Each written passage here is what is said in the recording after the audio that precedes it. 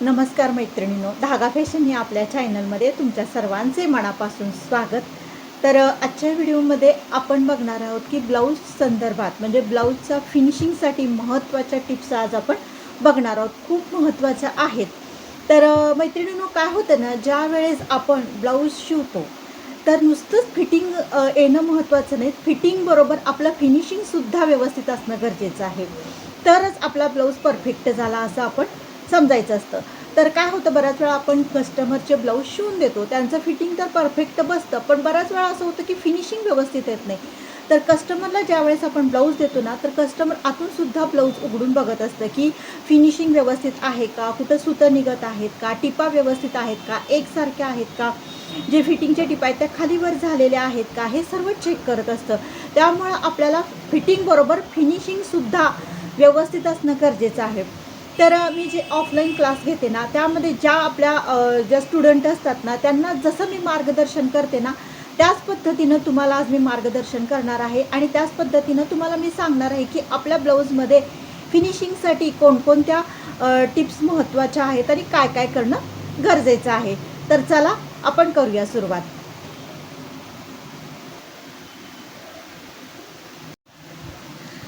तर बघू शकता मैत्रिणींनो, हा ब्लाऊज मी शिवलेला आहे. तर आता अगोदर आपण फ्रंट साईडचं फिटिंगचं बघूयात. तर हा आहे कटोरीचा ब्लाऊज.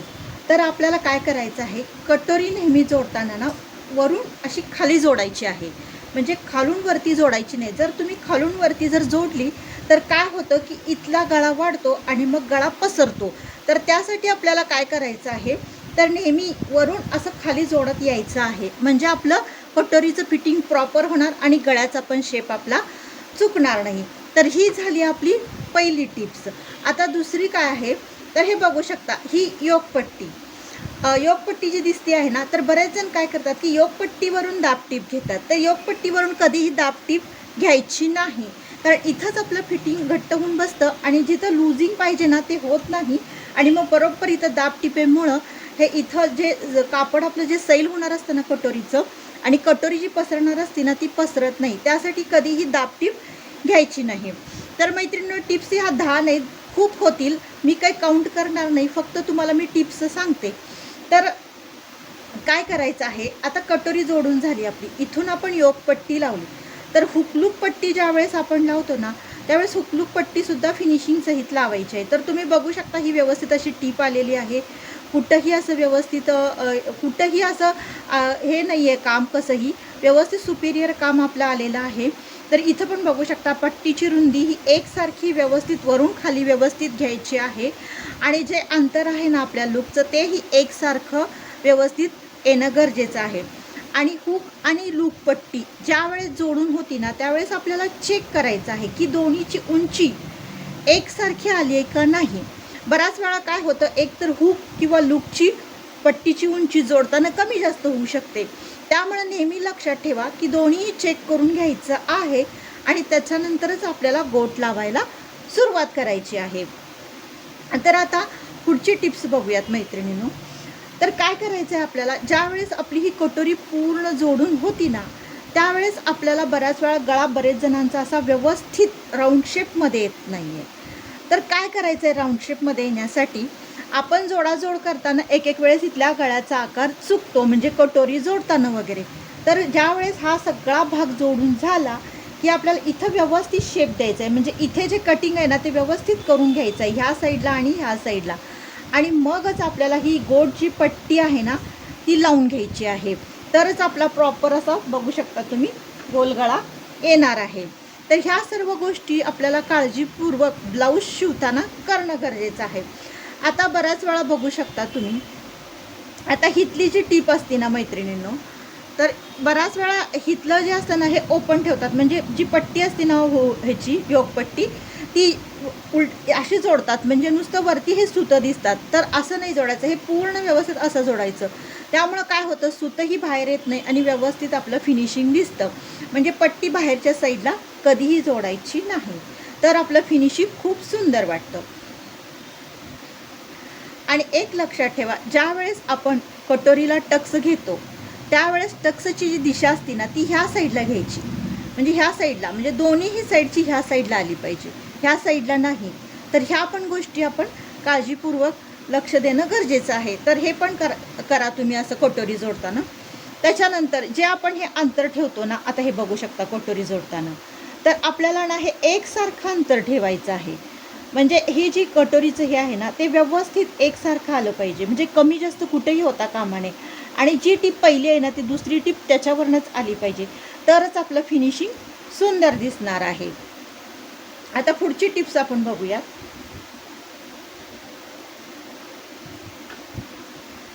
तर बऱ्याच वेळा काय होतं, आपण हे शोल्डर जे जोडतो ना, हे बघू शकता हे. तर आपल्याला ना शोल्डर जी पट्टी आहे ना, ही म्हणजे ह्याला कोण आडं म्हणतं, ह्याला कोण हाफ शोल्डर म्हणतं. इथं आपण अर्धा इंच घेत असतो.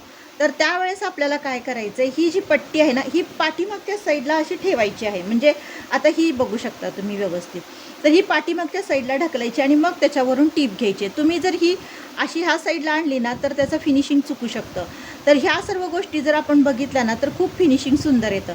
तर बघू शकता हे कसं ह्या साईडला आणि ह्या साईडला पण बघू शकता मी पाठीमागच्या साईडला ही पट्टी अशी सरकवलेली आहे आणि मग त्याच्यावरून अशा टिपा आलेल्या आहेत आणि दिसताना पण किती फिनिशिंग व्यवस्थित आणि सुंदर दिसतं बघा. आता पुढची टिप्स आपण बघूयात. नेहमी ना आपण हे शोल्डर जे जोडतो ना, तर शोल्डर जोडत असताना जोडून झाल्यानंतर बऱ्याच वेळा कापड जे शिल्लक राहतं ना, तर काय करायचं आहे आपल्याला, इथून अगोदर आपल्याला गोटपट्टी लावून घ्यायची आहे आणि नंतर जे शिल्लक कापड राहिलेलं आहे ना, ते आपल्याला ह्या साईडला कट करायचं आहे. कधीही ह्या साईडला एक्स्ट्रा राहिलेलं कापड कट करायचं नाही. कारण काय होतं, मग गळ्याची रुंदी आपली वाढू शकते. त्यामुळे इकडंच सरकवायचं आणि इकडं जे एक्स्ट्राचं कापड झालेलं आहे ना, म्हणजे आपण ही जी पट्टी जोडत असतो ना, त्यावेळेस सांगते, हे आड्यांची पट्टी शोल्डरची पट्टी जोडताना जे कापड एक्स्ट्रा राहतं ना, ते ह्या साईडला घ्यायचं. म्हणजे जेणेकरून ते आपल्याला कट करून टाकता येईल. त्यामुळं एक्स्ट्राचं कापड ह्या साईडला घ्या. तर ही आता आपण पुढची टिप्स बघूयात.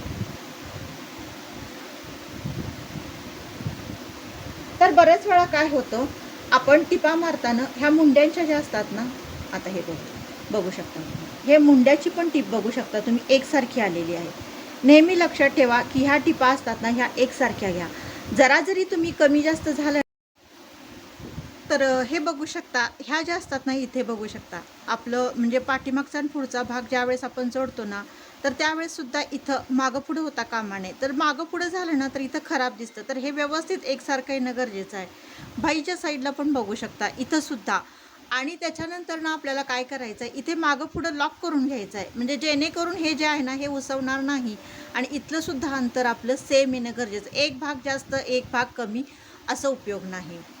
इथंही बघू शकता, इथंही ह्या साईडला पण तुम्ही बघू शकता, इथं बघू शकता. दोन्हीही असे भाग आपले व्यवस्थित एकसारखं जोडल्या जाणं गरजेचं आहे. तरच खूप छान वाटणार आहे ते. कमी जास्त जर झालं ना, तर ते नाही चांगलं वाटत. तर ह्या सर्व आपल्या फिनिशिंगच्या महत्त्वाच्या टिप्स आहेत.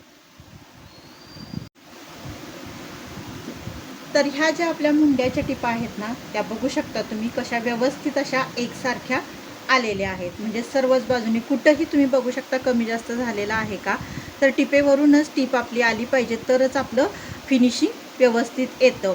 आणि हे बघू शकता तुम्ही, हे ज्यावेळेस जोडता ना त्यावेळेस तर असं खालच्या साईडला करू नका. बऱ्याच वेळा हे जे आपण भाई जोडतो ना, तर त्यावेळेस हे जे असतं हे असं खाली होतं. तर त्यावेळेस खूप फिनिशिंग आपलं खराब दिसतं. तर दोन्हीही साईड बघू शकता तुम्ही असं वरती येणं गरजेचं आहे. ह्या साईडला आणि ह्या साईडला तुम्ही बघू शकता. आणि ह्या पण साईडला मी तुम्हाला दाखवते. तर इथं पण व्यवस्थित असं आपलं फिनिशिंग आलेलं आहे, हे बघू शकता. आणि हे जे आहे ना, हे वरती असं ठेवा. म्हणजे आपला ब्लाऊज असा बघितला ना, तर खूप सुंदर आणि खूप व्यवस्थित असा दिसतो. तर आता आपलं हे झालं फ्रंट साईडचं. आता आपण बॅक साईडचं बघूयात.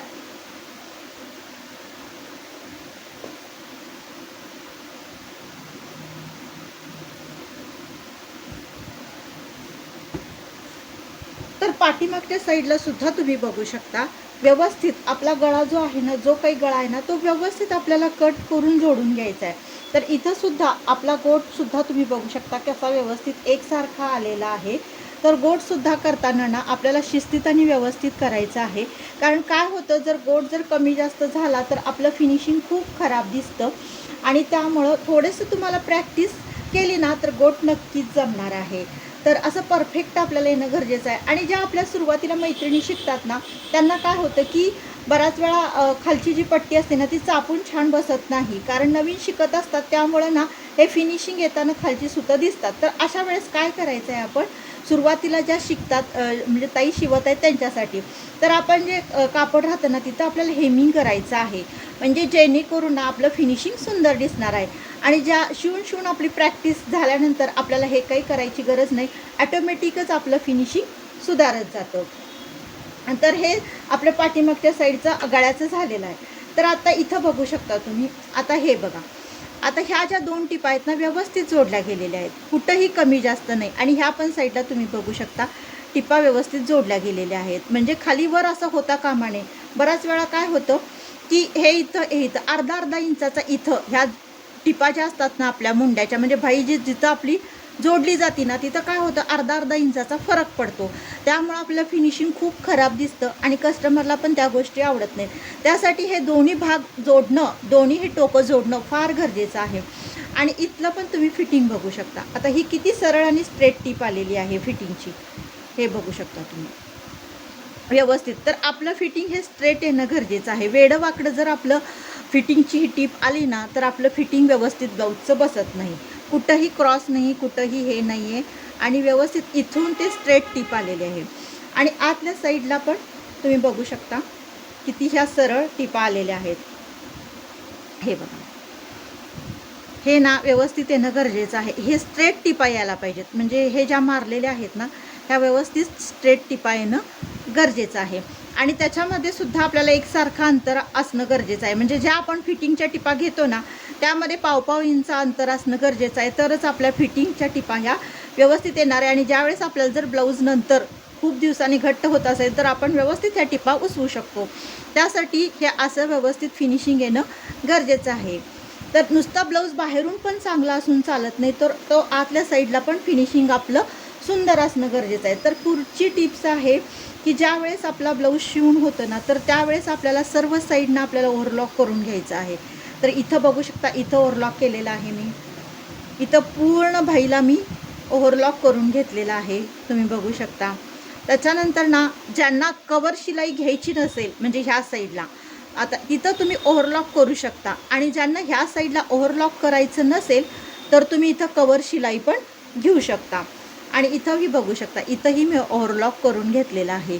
त्यामुळं काय होतं, आपला ब्लाऊज आतून खूप फिनिशिंगला सुंदर दिसतो. तर मैत्रिणींनो, ह्या आपल्याला छोट्या छोट्या गोष्टी दिसतात, पण ह्या खूप महत्त्वाच्या आहेत. ह्या गोष्टींकडं आपल्याला खरंच बारकाईनं बघणं आणि व्यवस्थित काम करणं गरजेचं आहे. त्याच्यानंतर काय होतं ना, हे बघू शकता तुम्ही पाठीमागच्या साईडला. तर हे जे तुमचे टक्स असतात ना, तर हे टक्सची दिशा ना तुम्हाला एका कुठल्या तर साईडला घ्यायची आहे, एक तर ह्या साईडला नाहीतर एक तर ह्या साईडला. आता ह्या दोन्हींची बघू शकता तुम्ही एका साईडला आलेली आहे. तुम्हाला जर नको असेल तर तुम्ही ह्या साईडला घेऊ शकता, पण दिशा ह्या एकसारख्या पाहिजेत, तर आपलं फिनिशिंग व्यवस्थित दिसतं. आता ही पट्टी पण तुम्ही बघू शकता पाठीची, ही व्यवस्थित एकसारखी आलेली आहे.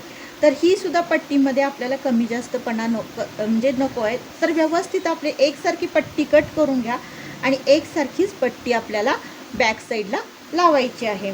आणि हेमिंगसुद्धा जे आहे ना आपलं व्यवस्थित एकसारखं आणि बारीक येणं गरजेचं आहे. बॅक साईडला ना आपले हे जे टाके दिसतात ना ते दिसता कामा नये, म्हणजे हे बघू शकता तुम्ही, आता किती बारीक टाका हे दिसतसुद्धा नाही आहे. इतकं आपल्याला नाजूक आणि फिनिशिंग सहित हेमिंग आपल्याला करायचं आहे, तरच आपला प्रॉपर फिनिशिंग सहित ब्लाऊज तयार होणार आहे.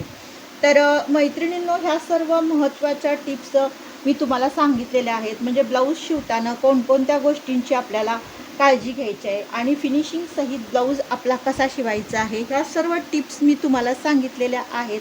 तर मैत्रिणींनो, ह्या गोष्टी अवघड नाही आहेत. आपल्याला वाटतं की ब्लाऊज शिवणं म्हणजे खूप अवघड आहे, पण खरं सांगू का, अजिबात ब्लाऊज शिवणं अवघड नाही. तर तुम्ही म्हणाल की तुमची प्रॅक्टिस झाली आहे, तुम्ही आता खूप शिवता, तुमचा स्वतःचा बिझनेस आहे म्हणून तुम्हाला जमतं, पण असं काही नाही. तुम्ही जसं तुमच्या हाताखालून ब्लाऊज जात राहतील, जितकं तुम्हाला शिवता येईल, जितकं दिवसाला तुम्हाला एक तरी ब्लाऊज निदान शिवणं गरजेचं आहे. जसं तुम्ही ब्लाऊज शिवत जाल ना तसंच ॲटोमॅटिकच तुमचं फिनिशिंग सुधारणार आहे आणि फिटिंगही तुमचं परफेक्ट येणार आहे. ह्याच्यासाठी जास्त आपल्याला जास्त आपल्याला प्रयत्न करावा लागेल असं काही नाही. तुम्ही रोज थोडी थोडी जरी प्रॅक्टिस केली ना, नक्कीच तुम्हाला परफेक्ट फिटिंग आणि परफेक्ट फिनिशिंग नक्कीच जमणार आहे. यासाठी फक्त तुम्हाला सातत्य ठेवणं गरजेचं आहे आणि सातत्याने आणि नियमितपणाने जर तुम्ही हे काम कराल ना, तर हे कामसुद्धा सांगते खरंच अवघड नाही. आणि जे आपलं शिलाईचं काम आहे ना, तर त्याला शिक्षणाची पण गरज नाही. असं नाही की शिक्षण झालं तरच हे आपल्याला काम जमणार आहे. ज्यांचं अगदी कमी शिक्षण झालं आहे त्यांनासुद्धा हे काम जमतं. शिक्षणाचा आणि ह्याचा काहीही संबंध नाही आहे. तर मैत्रिणींनो, आजपर्यंतचा जो अनुभव आहे तो सर्व अनुभव मी तुमच्याबरोबर कायम मी शेअर करत राहणार आहे. आणि तुम्हाला तरीसुद्धा ब्लाऊज संदर्भात कोणतीही अडचण असेल, काहीही प्रॉब्लेम असेल, कुठंही तुम्हाला ब्लाऊज जोडताना काही अडचण येत असेल, काही समजत नसेल, तर नक्की तुम्ही कमेंट करून सांगा. त्याच्यावरती पण मी छान असा व्हिडिओ बनवण्याचा नक्की प्रयत्न करेन. तर मैत्रिणींनो, ह्या ब्लाऊजच्या फिनिशिंग संदर्भातला ज्या टिप्स आहेत, तर हा व्हिडिओ तुम्हाला कसा वाटला नक्की कमेंट करून सांगा. आवडल्यास लाईक, शेअर आणि सबस्क्राईब करा. भेटूया अशाच एका छानशा व्हिडिओमध्ये. बाय.